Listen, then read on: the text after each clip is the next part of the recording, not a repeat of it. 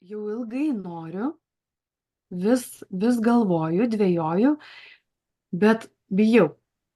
O jeigu aš, tarkim, paliksiu vyrą po tos stovyklos, o jeigu aš ten kažkaip tai suprasiu, kad aš gyvenu ne tokį gyvenimą ir taip toliau Išeisiu ir iš panašiai. darbo.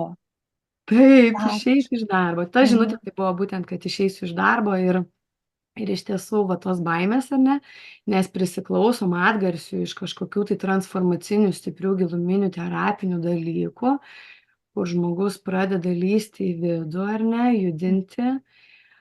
Tai kažkaip vat norėjau labai pasidalinti apie tai, kas pas mumis stovykloj, kaip ji gimė ir apie ką jinai yra ir koks jos kampas ir kokia ta mūsų misija ir kaip vat ką mes norim ištransliuoti. Mes būtent tam ir esam su Ieva, kad sukurti tokią aplinką, kad moterim būtų gera, kad būtų jauku, kad būtų ramu, kad kiekviena jaustųsi priimta tokia, kokia yra, su savo noru kalbėti ar su noru nekalbėti, su Nekalbėti. noru įsitraukti ar nenoru įsitraukti ir noru tiesiog būti.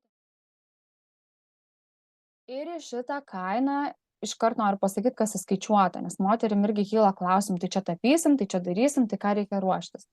Tai įskaičiuota kaina yra 2 nakvynės ir ta pati pirtis, ir kubilas, ir maitinimas nuo pat penktadienio vakaro ir visos priemonės. Tai noriu pabrėžti, kad visos priemonės - drobės, dažai, teptukai, įvairūs atributai, kurie reikalingi, rašikliai, markeriai, popierius, žodžiu, viskas, kas yra reikalinga mūsų praktikom, yra į kainą įskaičiuota ir jūs dar parsivešit savo šedevrus namo.